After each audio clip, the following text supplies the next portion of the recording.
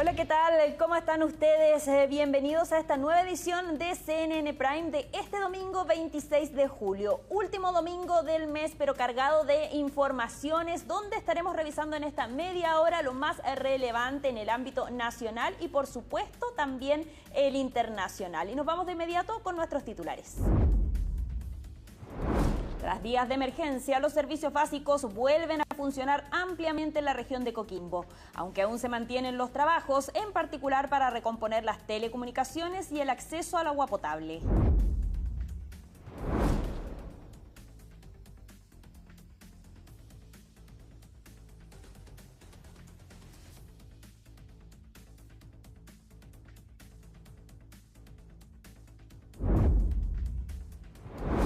Y en materia internacional, el gobierno español ya habla del peor incendio de su historia, con más de 50 hectáreas arrasadas por el fuego y centenas de miles de ciudadanos evacuados. Y comenzamos con noticias en el ámbito nacional, porque la ministra en visita de la Corte de Apelaciones de Santiago dispuso el cumplimiento inmediato de la condena contra el ex oficial en retiro Nelson Jase Macei, tras permanecer prófugo y ser detenido en una parcela rural de Puyehue, en la región de Los Lagos.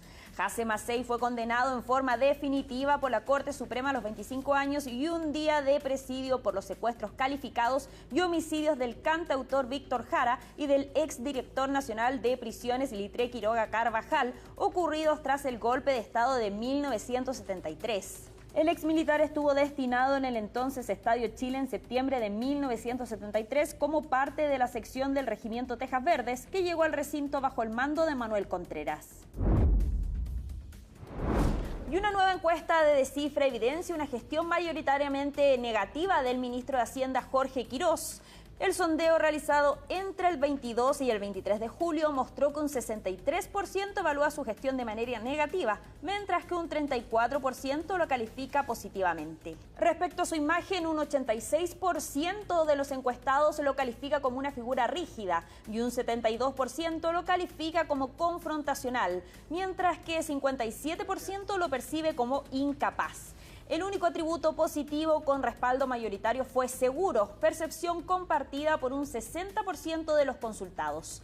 En relación con el plan de reconstrucción, la mitad de los encuestados cree que la iniciativa no alcanzará los resultados esperados. Entre las propuestas con mayor respaldo figuran el cobro del CAE a quienes reciban sueldos superiores a 3 millones de pesos y la realización de una auditoría al gasto de ministerios y programas. Y siguen las reacciones del mundo político tras el retiro por parte del Ejecutivo a la urgencia a la mega reforma, postergando su votación final hasta agosto, mientras que desde el oficialismo llaman a la unidad. Las voces de oposición marcan el revés como un error del Palacio de la Moneda. Bueno, nosotros aspiramos a dos cosas. La primera es que este proyecto de ley se apruebe sin más trámite. Creemos que apunta a reactivar la economía, a hacer un cambio de rumbo en materia de inversión, en materia de trabajo, en materia de ingresos para la familia. Y por lo tanto queremos que se apruebe lo antes posible. Bueno, esa es la idea de presentar indicaciones. Por eso se fue a comisión mixta, para poder mejorar dicha reforma. Ahora, dicho sea de paso, esto es un tema, la mega reforma es un tema en estos momentos.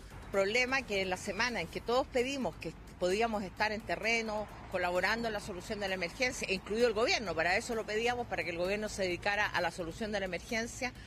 Finalmente eso no se acepta por parte de ellos, se insiste en votar y finalmente fracasa la votación. El ministro de Obras Públicas y Transporte, Luis de Grange, entregó un nuevo balance sobre la recuperación de la infraestructura tras la catástrofe climática en Coquimbo y la provincia de Huasco, en Atacama, donde de los 697 puntos dañados ya se han recuperado 223, principalmente en rutas y agua potable. En Coquimbo, la Ruta 5 opera en ambos sentidos con restricción horaria y ya se recuperaron 53 de 168 caminos afectados. En telecomunicaciones, un 24,6% de las antenas sigue desconectada, lo que equivale a un 7% de la población. En tanto, en Huasco, Atacama, se han recuperado 57 de 116 caminos y 19 de 38 sistemas de agua potable rural. Aún así, permanece dentro de las zonas más afectadas junto con Freirina, donde persisten problemas de agua potable por la turbiedad de las fuentes hídricas. En esta zona se mantiene el abastecimiento mediante camiones aljibe. Esta es sin duda una de las peores emergencias climáticas que hemos tenido en los últimos 40 años y como gobierno especialmente liderados e impulsados por el presidente José Antonio Kast, que ha estado muy involucrado en estos temas y como gobierno hemos estado muy desplegados. Nos ha permitido avanzar de manera significativa en varias de las dificultades, las interrupciones de servicios y de servicios básicos que hemos enfrentado como país. Y ya nos acompaña Isel Guerra, que nos estará contando y actualizando sobre las noticias internacionales. ¿Cómo estás, Isel? Muy buenas noches. Buenas noches, Natalia, también a quienes nos acompañan a esta hora. Vamos a comenzar esta revisión internacional en España, lamentablemente, ¿no?, con los graves incendios forestales que ha estado enfrentando la nación europea en estos últimos días. Y las autoridades ya lo han señalado, son los incendios más graves y grandes en toda su historia. Hasta este momento, según el reporte que entregan las autoridades, 50.000 hectáreas han resultado consumidas por las llamas en un recuento que entregaban hoy más temprano también aquí, por cierto, las autoridades locales, que deja 40 viviendas destruidas, así como también otras 200 dañadas con el diverso tipo de consideración. En la Comunidad de Madrid ya se está hablando de 55.000 evacuados y con, ojo, imágenes satelitales que dan cuenta que el humo es visible desde el espacio. Al menos así lo plantean en las imágenes de satélite de meteorología. Lo cierto es que ha sido una temporada extraordinariamente complicada. Al menos 153.000 hectáreas han resultado quemadas en lo que va de este año, y ojo, porque la superficie es 6 veces mayor a los incendios registrados hasta este momento, el 2025. La situación es bastante grave, así como también lo que ha estado ocurriendo en Francia también durante este mismo periodo. Y claro, aquí las autoridades de todas formas señalaban que durante este fin de semana existía una especie de ventana de oportunidad meteorológica debido a las condiciones, una disminución en la temperatura, así como también en la fuerza y velocidad de los vientos. Vamos a estar actualizando esta información, por cierto, pero vamos a cambiar de tema. Nos quedamos en Alemania, lamentablemente, ¿no?, con este ataque ocurrido el día de ayer en medio de la marcha del orgullo LGBTIQ+, y que lamentablemente deja una persona fallecida, así como también otras 29 debido a este hecho ocurrido en la jornada anterior en Berlín, en Alemania. Todo esto cuando una furgoneta embistió y posteriormente el hombre que estaba al interior apuñaló, por cierto, a quienes se habían reunido en esta zona fuera del lugar oficial de este evento. La actualización respecto de esta información señala que este hombre, que estaba prófugo, fue hallado posteriormente durante este domingo por la tarde en el distrito de Spandau, en una especie de huertos urbanos. Supuestamente el hombre se abalanzó hacia la policía, quienes respondieron, y pese a los esfuerzos de reanimación, este joven de 21 años murió en el lugar. Las autoridades, como el ministro del Interior de Alemania, ha calificado este hecho como un ataque terrorista islamista. Vamos a revisar precisamente parte de las declaraciones que entregaba entonces el titular de la cartera del Interior en Alemania respecto a este hecho ocurrido el día de ayer. Todo lo que vemos aquí sugiere que estamos ante un ataque terrorista islamista. Nos encontramos ante un presunto autor de los hechos que tiene un historial de numerosos delitos de radicalización y de participación en el ámbito islamista. El sospechoso es de nacionalidad alemana, es de origen libanés, nació aquí. Estimamos que hay 29 personas heridas, algunas de ellas de gravedad. Anoche el sospechoso embistió con su coche a la multitud, hiriendo gravemente a varias personas y hasta el momento causando una muerte. Vamos a continuar esta revisión internacional en el Medio Oriente. Durante este fin de semana ha existido una especie de pausa implícita en los combates entre Estados Unidos e Irán. Así se ha dado a entender a raíz de lo que ha ocurrido a partir desde el día viernes en adelante. Y claro, con la decisión de altos mandos militares estadounidenses, quienes aconsejaron a Donald Trump detener esta campaña de bombardeos. A esto se suma además que se ha señalado que Trump estaría sopesando opciones diplomáticas y militares. A esta pausa se ha sumado Irán, por cierto, que durante este domingo confirmaba la suspensión de los ataques en represalia. Todo esto en medio de lo que pareciera ser una disminución en las reservas de las municiones norteamericanas. A eso además se añade la siguiente información. Axios se planteaba durante este fin de semana: el máximo comandante militar le dijo a Donald Trump y la campaña ha llegado al límite de su eficacia. Todo esto después de estas 2 semanas, por lo demás, que hemos visto del aumento de las tensiones entre estos 2 países tras la firma de este memorando de entendimiento hace ya algunas semanas atrás, pero que sin embargo terminaba por colapsar un par de semanas después. Vamos a ir cerrando esta revisión internacional con estas imágenes, con la llegada de la tripulación estadounidense rusa tras su participación por 8 meses en la Estación Espacial Internacional, un aterrizaje sin problemas en las estepas de Kazajistán tras esta misión de 241 días. 3 astronautas, 1 de Estados Unidos, 2 rusos, aterrizaron en el Soyuz MS-28 con una maniobra sin problemas mediante paracaídas. Y claro, por cierto, Natalia, es bastante llamativo, ¿no?, teniendo en cuenta la rivalidad histórica que existió durante la Guerra Fría entre Estados Unidos y la entonces Unión de Repúblicas Soviéticas, Repúblicas Socialistas Soviéticas, respecto a la carrera espacial, pero que sin embargo en las últimas décadas ha llevado una cierta colaboración entre estas 2 naciones, aunque claro, con algunas diferencias y distensiones, particularmente a raíz de la invasión de Rusia sobre Ucrania el 2022. Independiente de eso, por cierto, vemos la colaboración en temas como la ciencia, precisamente entre este tipo de países. Muchas gracias, Giselle, por las informaciones y nos vamos a una pausa, pero ya volvemos con más noticias en CNN Prime.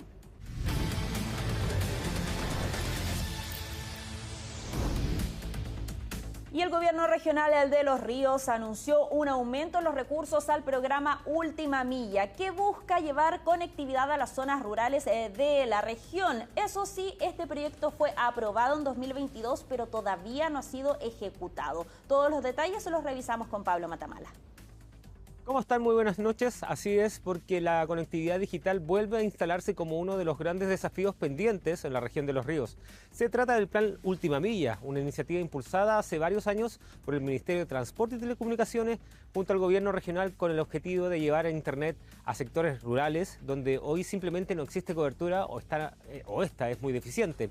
Sin embargo, pese a que el proyecto comenzó a gestarse hace varios años, su avance ha sido cuestionado por dirigentes y autoridades quienes sostienen que los resultados en terreno aún no llegan. Durante esta semana el tema fue analizado en la Comisión de Infraestructura del Consejo Regional, donde se informó que el proyecto considera 49 localidades y una inversión cercana a los 8.600 millones de pesos. Según explicó el Ceremi de Transporte, actualmente se encuentra en una etapa de caracterización técnica, proceso que busca identificar la precisión de la zona sin conectividad antes de avanzar a la ejecución.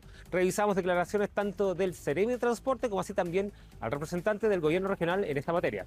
De esos 8.600 millones, hoy día nosotros tenemos una parte que es la caracterización, estamos hablando de cerca de 400 millones que ya se han ejecutado y esto ya partió. Si bien es cierto, lleva mucho tiempo este proyecto, que no habían avances, pero ya hay avances y de hecho eso nos pone muy contentos porque después de esperar tantos años, ya partimos con esta caracterización que le va a dar forma a este proyecto. Se logró finiquitar administrativamente entre los equipos jurídicos de ambas partes, porque esta es una propuesta que recibe el gobierno regional desde el Ministerio de Transporte y Telecomunicaciones, y se logra, firmar el convenio e iniciar los procesos administrativos. Pero mientras desde las autoridades se habla de avances administrativos y estudios técnicos, en el territorio la percepción es muy distinta. Consejeros regionales y dirigentes rurales plantearon que han pasado años desde que comenzó a hablarse del Plan Última Milla y que muchas comunidades continúan exactamente en la misma condición, con señal deficiente o derechamente sin acceso a Internet. Incluso durante la sesión se planteó que podrían existir 275 localidades con problemas de conectividad de la región, una cifra muy superior a las inicialmente consideradas en el proyecto, lo que abre una nueva discusión respecto a que si la cobertura contemplará ¿será suficiente para responder a las demandas reales? Ahora el desafío será determinar cuántas localidades finalmente serán incorporadas y cuáles serán las prioridades. Pasamos a escuchar declaraciones de dirigentes como así también de consejeros regionales. Sabemos que el gobierno regional ha trabajado los últimos 4 años en una articulación, como dije anteriormente, más de 8.000 millones de pesos. Hoy día el plan todavía no se ejecuta y lo importante de esta reunión, de esta comisión, lo relevante de esto, que con la presencia de dirigentes, con autoridades también y con los consejeros regionales, es que nosotros vamos a poder reevaluar la situación y poder sumar a las localidades que hoy día no están consideradas. Recién se nos pidieron los antecedentes para empezar a implementar la comuna de Paillaco. Y la brecha va a ser grande siempre. Imagínense, pasaron 10 años. Tenemos que esperar que se pierdan 10 generaciones más. Hicimos una reunión, vinieron ministerios de Santiago y todo. Hace 4 años estuvimos dentro de nuestra sede, tengo las fotos, tengo todo, y lamentablemente no ha habido ningún avance desde eso. Yo no encuentro que haya habido avance desde que esto se nombró, porque nosotros no tenemos ningún avance, nosotros tenemos una antena muy antigua. Entonces, para mí, avance no ha habido ninguno. Esperar de que ahora sí se concrete, como dijeron ellos acá. Ellos tienen toda la voluntad de trabajar y esperar de que esto se concrete. Una iniciativa que nació hace varios años atrás con la promesa de reducir la brecha digital en la región de Los Ríos y que hoy vuelva a estar bajo la lupa.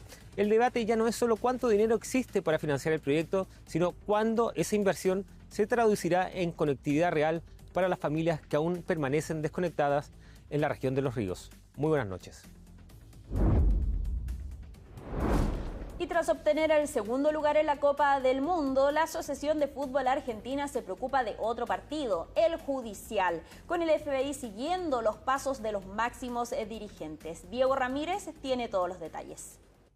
Claudio Chiqui Tapia bajó del avión tras el Mundial, pero con los días una duda se mantiene. ¿Traía su celular en el bolsillo? Diversos medios aseguran que agentes del FBI incautaron los celulares de los dirigentes argentinos en Nueva York. Todo dentro del marco de una investigación sobre la estructura económica que maneja a la AFA. Hoy el caso está abierto. Ya el FBI, el Departamento de Justicia, ya sabe las respuestas de lo que le van a preguntar.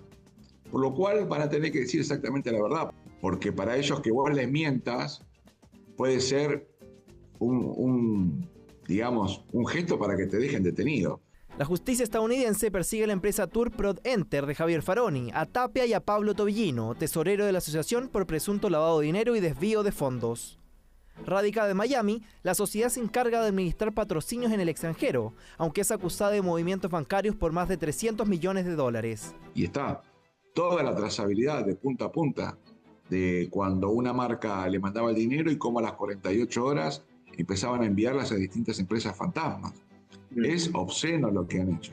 El dinero también viajó al revés. La justicia detectó que empresas vinculadas al tesorero Pablo Tobillino enviaron miles de dólares a Florida. Operaciones bajo la lupa por presuntas facturas falsas, que hoy tienen en la mirada del FBI a operadores directos de la AFA. Es absolutamente falso afirmar que Claudio Tapia o Pablo Tobillino han sido citados a declarar por la justicia de Estados Unidos. Como también resulta falso sostener que les haya sido incautados teléfonos celulares o cualquier otro dispositivo electrónico. En su resguardo, la Asociación de Fútbol Argentino salió al paso y negó todo tipo de incautaciones y cualquier medida contra sus principales autoridades. Han empezado a citar, a declarar en Estados Unidos como parte de la investigación penal a distintas personas para decir, venga usted para acá, tiene que venir a declarar y tiene que traer toda la documentación que usted tenga sobre Tapia, Tobillino, Faroni, Lucero y otros personajes. Por lo tanto, Estados Unidos también se va a meter, o los fiscales, se van a meter a ver qué es lo que pasó con los bancos, que no dieron una alerta. Por eso digo, Estados Unidos va a investigar lo que está dentro del territorio de Estados Unidos. Para Argentina, el Mundial terminó, pero para la dirigencia de la AFA, el partido judicial recién comienza en Estados Unidos. Wuxi es una ciudad milenaria de China que aún conserva sus tradiciones en medio de la modernización en que vive el país. Francisca Cárdenas estuvo recorriendo el lugar y nos mostrará toda su cultura, tradiciones y también su patrimonio. Lo vemos en el siguiente informe.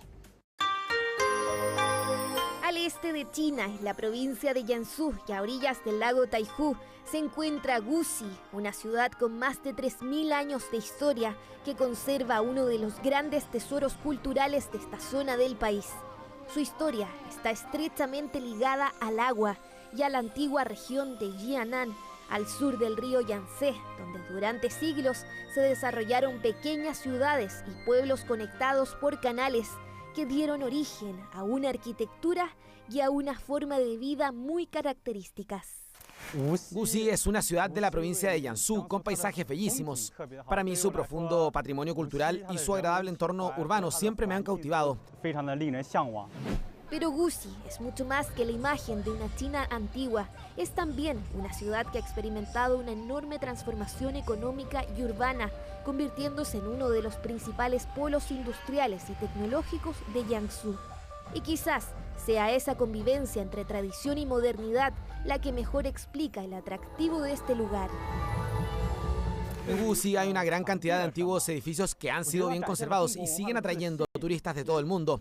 La civilización china tiene una historia continua de 5.000 años y los antiguos edificios son portadores de su legado. Una identidad que sigue presente en sus habitantes y que se expresa en la manera en que se conserva el patrimonio. Esa herencia cultural también se encuentra en una de las tradiciones más antiguas de China, el té. En esta ceremonia, cada gesto forma parte de un ritual que busca mucho más que preparar una bebida. La preparación del té está vinculada a una tradición espiritual que pone en valor la calma, la concentración y la conexión con el entorno. Este té se llama té de la media hectárea ante el Buda. Se cultiva en los jardines de té al pie de la montaña Lin.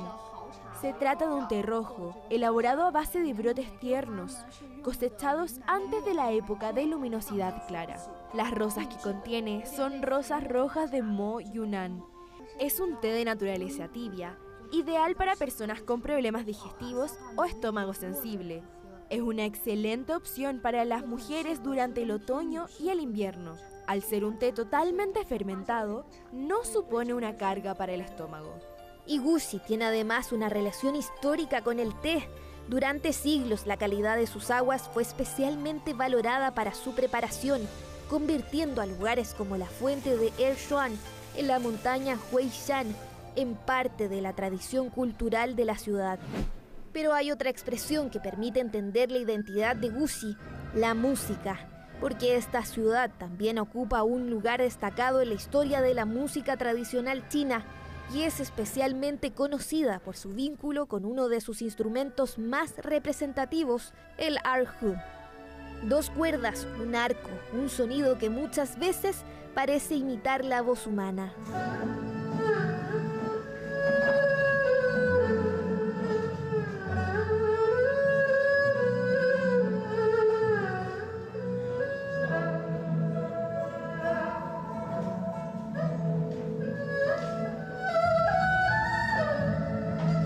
El erhu es uno de los instrumentos tradicionales más reconocidos de China y su historia está profundamente ligada a Gusi gracias a uno de sus grandes exponentes, A Bing.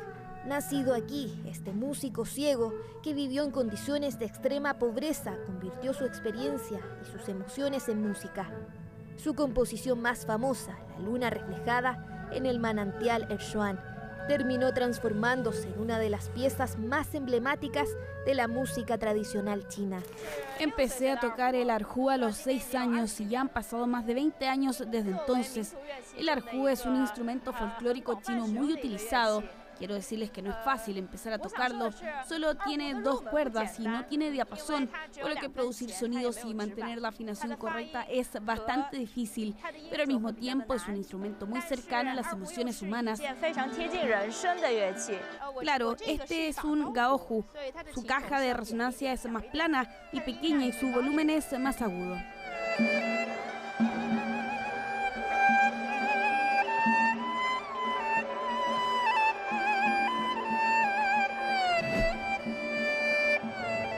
Gusi es parte de Jiangsu, una de las provincias más desarrolladas de China y una región fundamental para entender el equilibrio entre la tradición y el crecimiento económico del gigante asiático. Una provincia atravesada por el río Yangtze y marcada por la presencia de ciudades históricas que han mantenido un papel decisivo en la historia del país. Para nosotros es una provincia, es un lugar de innovaciones, de muchas tecnologías altas, avanzadas, por ejemplo la IA, los datos de nubes. También es famosa por ser una ciudad inteligente. La historia de Jiangsu, y particularmente la de ciudades como Gusi y Nanjing, permite comprender cómo China ha construido su identidad combinando una herencia cultural milenaria con una transformación que continúa avanzando.